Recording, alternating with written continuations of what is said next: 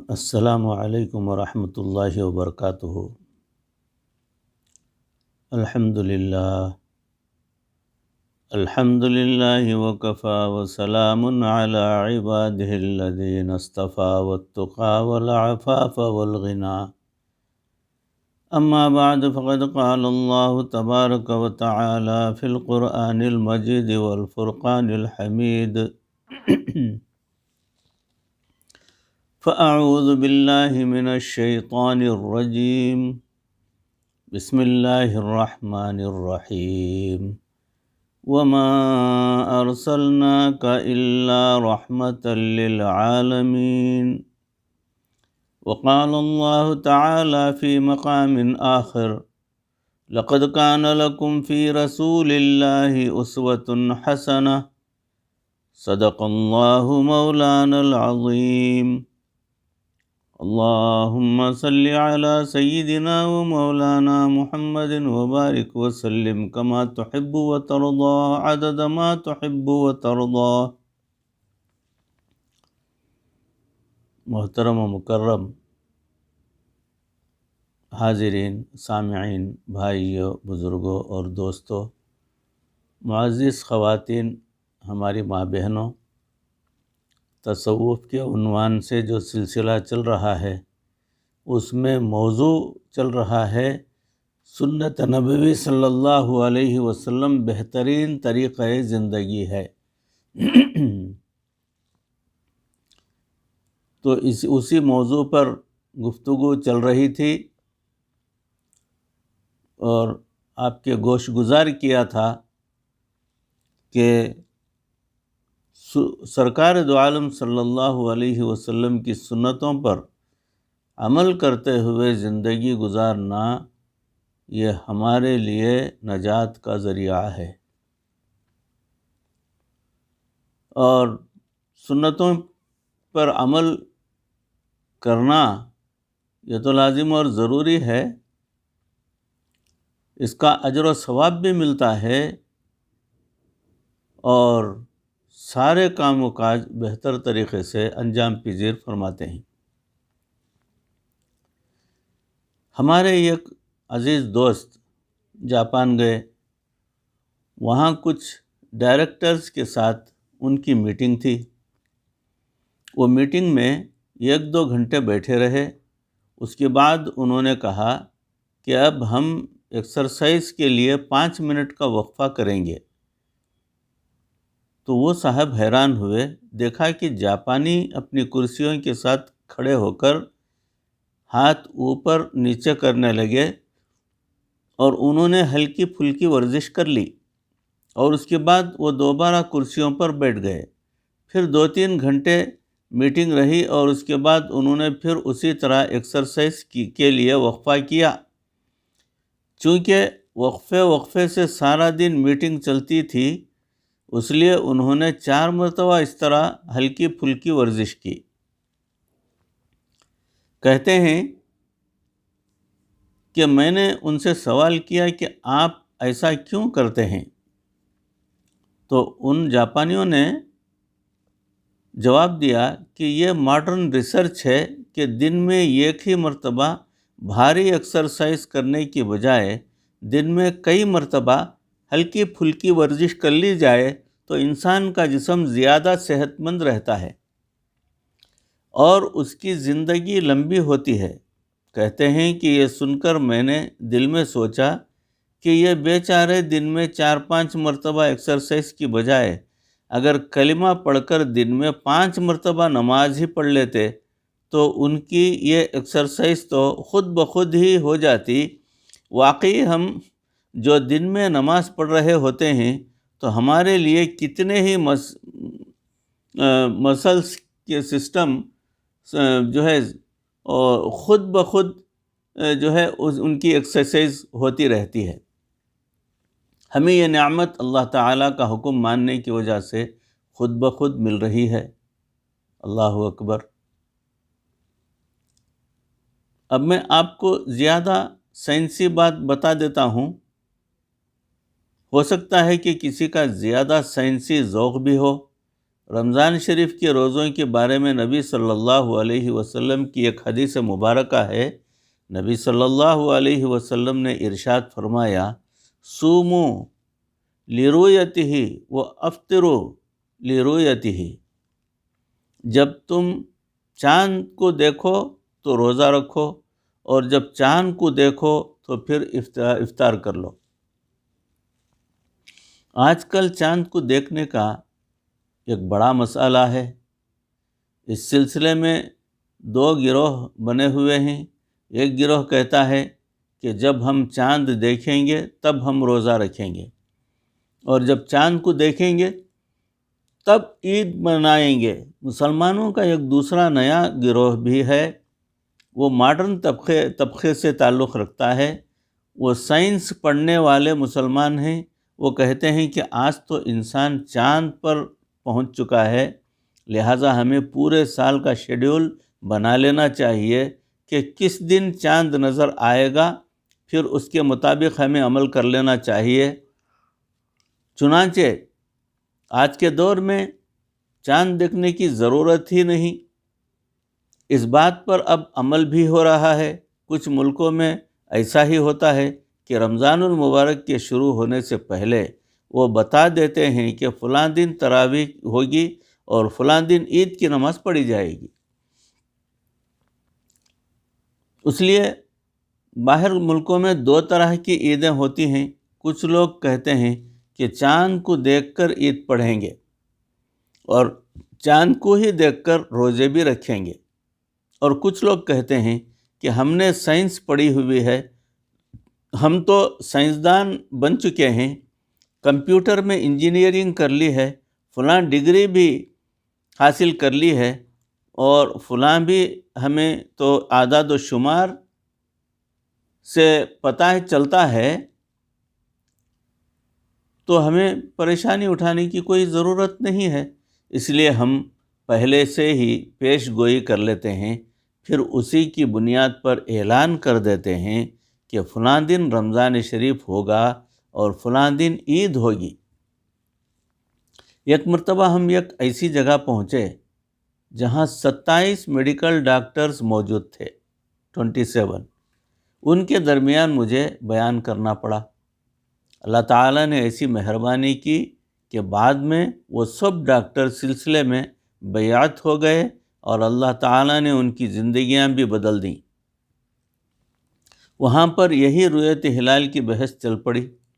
پھر وہ ڈاکٹرز کہنے لگے کہ اچھا، ہم حضرت صاحب سے ہی پوچھ لیتے ہیں۔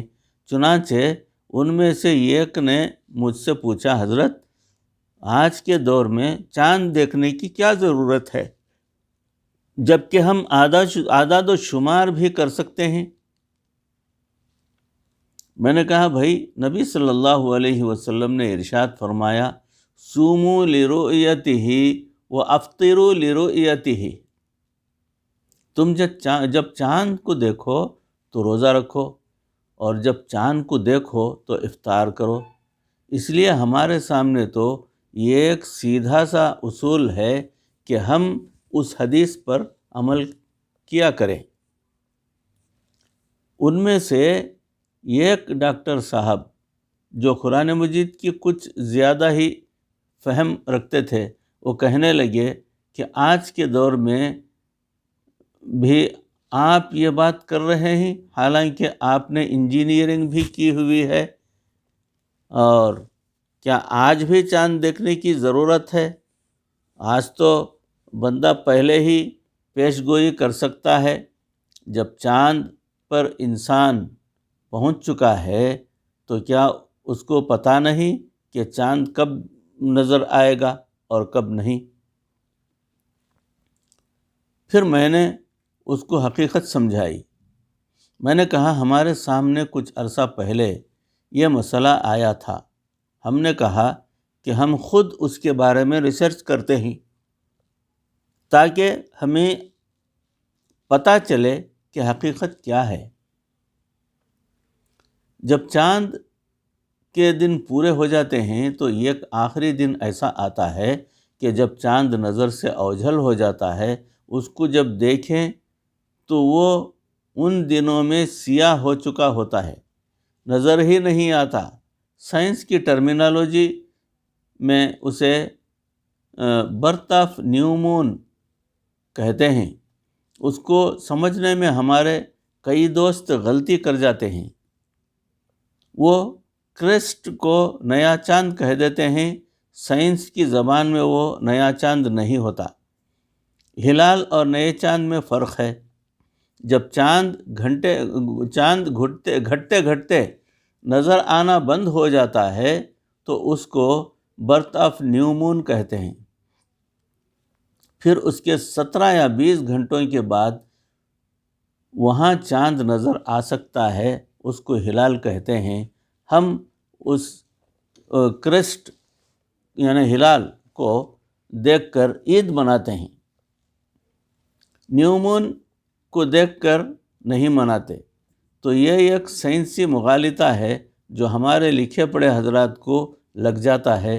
وہ کہتے ہیں کہ جناب سائنسدانوں نے کہہ دیا ہے کہ اب برتھ آف نیو مون ہو چکی ہے، لہٰذا نظر آ جائے تو بھی عید پڑھو اور نظر نہ آئے تو بھی عید پڑھو۔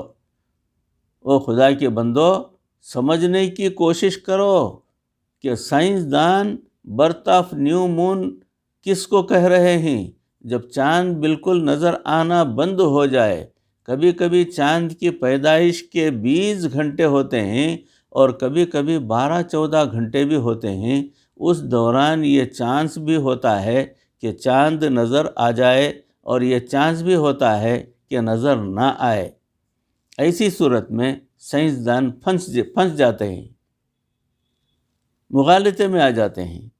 ایک مرتبہ ایسی ہی صورت حال تھی اور قدرتاً یہ عاجز اس وقت امریکہ میں تھا، یعنی یہ کہنے والے ایک اللہ والے بزرگ ہیں جن کا تذکرہ ہو رہا ہے، وہ اس وقت امریکہ میں موجود تھے۔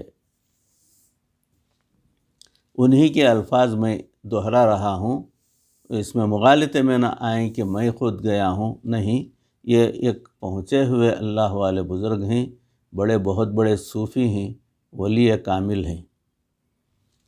تو حضرت فرماتے ہیں کہ ہمیں تو وہاں ایک منٹ میں 3 کالیں آ رہی ہوتی ہیں کہ حضرت بتائیں کہ چاند نظر آئے گا کہ نہیں۔ اگر چاند نظر آ گیا تو ہم روزہ رکھیں گے اور نہ آیا تو ہم روزہ نہیں رکھیں گے۔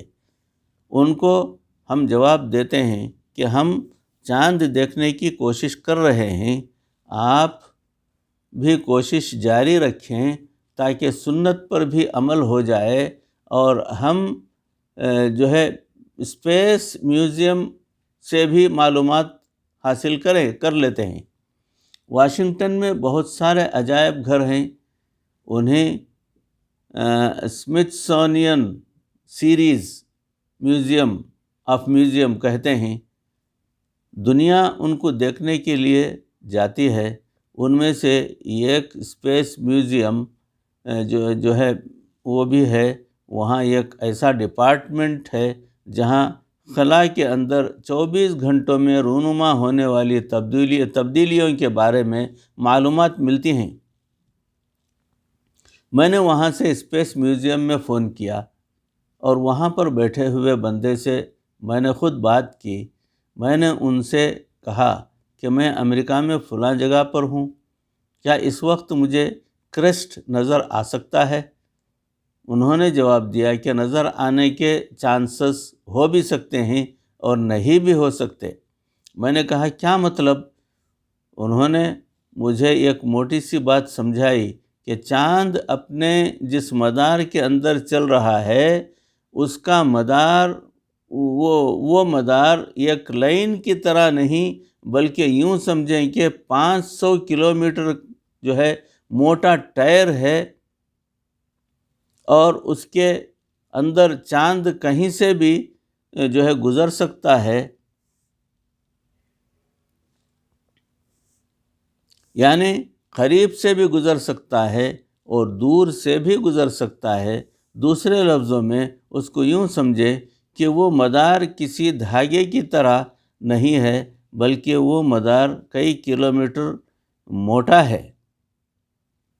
اس میں چاند بالکل دائرے کی شکل میں نہیں چل رہا، لہٰذا قریب سے بھی گزر سکتا ہے اور دور سے بھی گزر سکتا ہے، اس لیے کہ چاند کے اپنے اندر زلزلے بھی آتے ہیں، چاند کے اپنے اندر کئی پروسیس ہو رہے ہوتے ہیں، یوں سمجھیں کہ ایٹم بم چل رہے ہوتے ہیں، لہٰذا چاند کی پوزیشن مختلف ہوتی رہتی ہے، چنانچہ ہم یقین سے نہیں کہہ سکتے کہ چاند نظر آئے گا یا نہیں آئے گا۔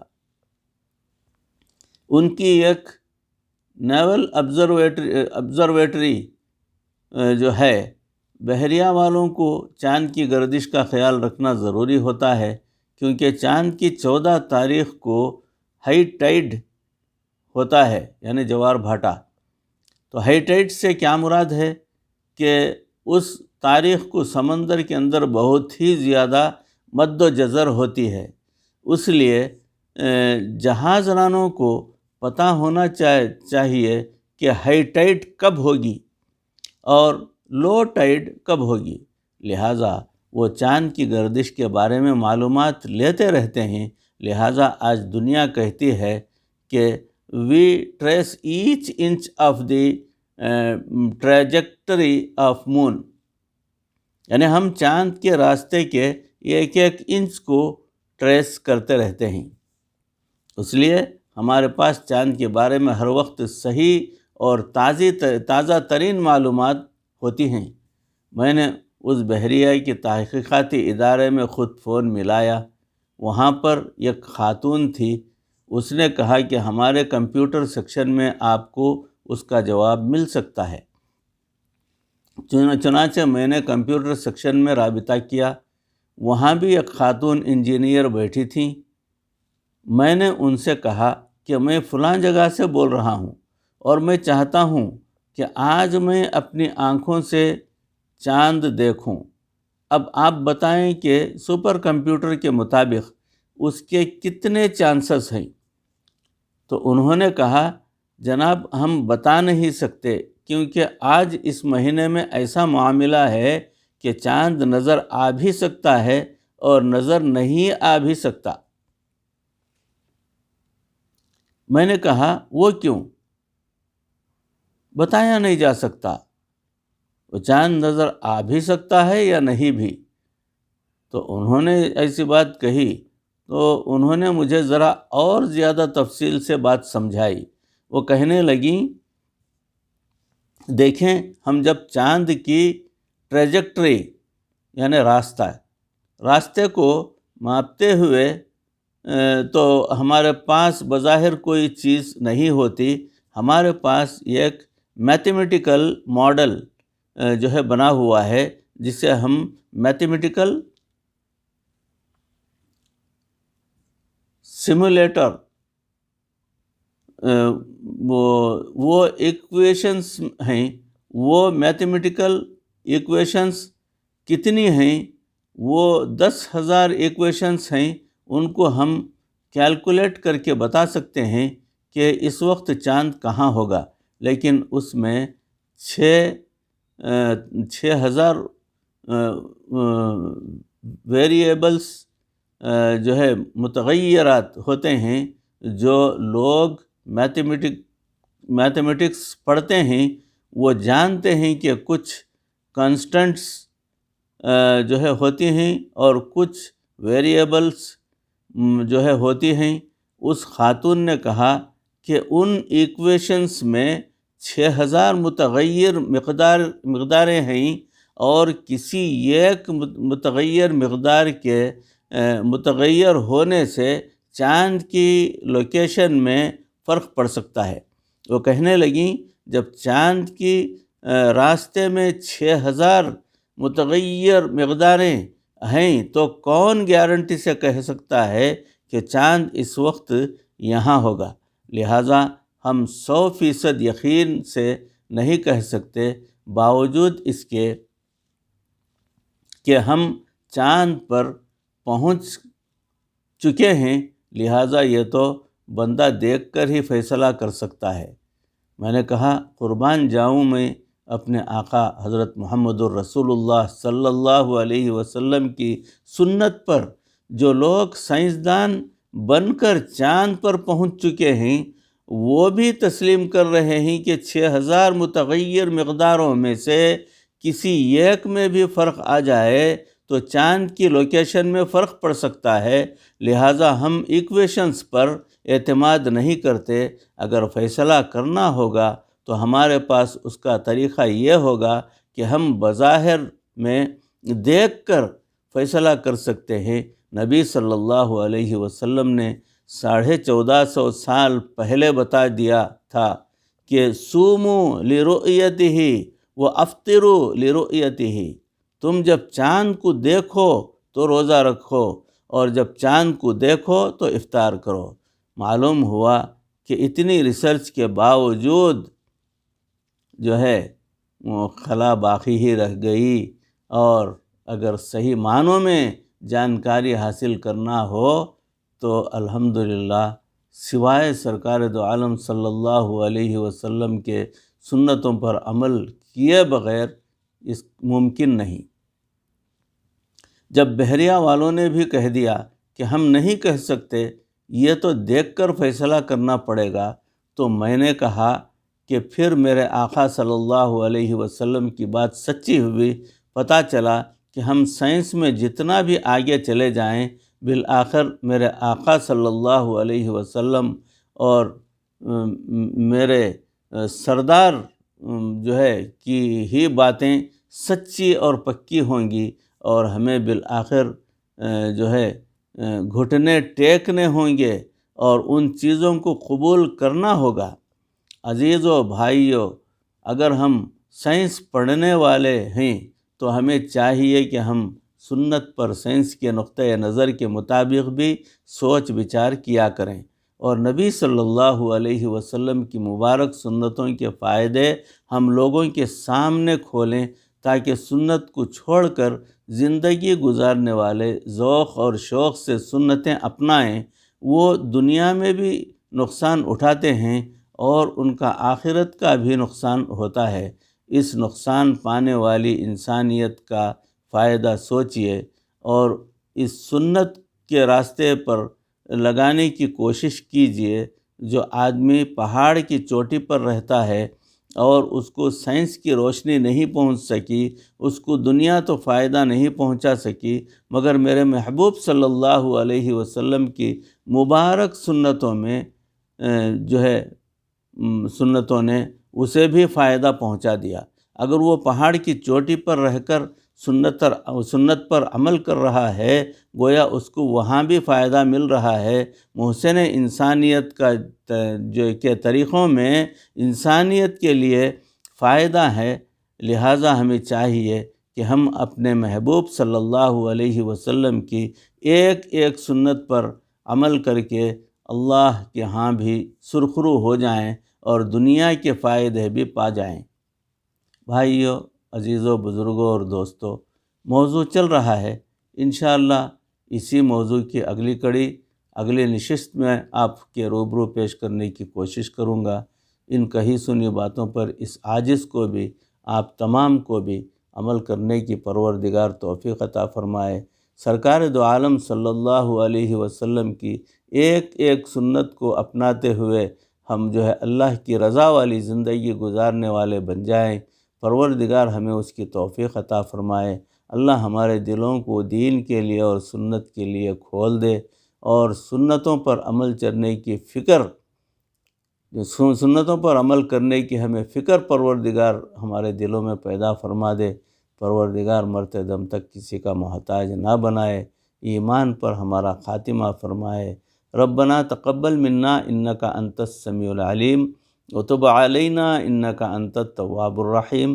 صلی وسلم علی حبیبک سیدنا و مولانا محمد و آلہ و صحابہ اجمعین برحمتک یا ارحم الراحمین والحمد للہ رب العالمین۔ السلام علیکم ورحمۃ اللہ وبرکاتہ۔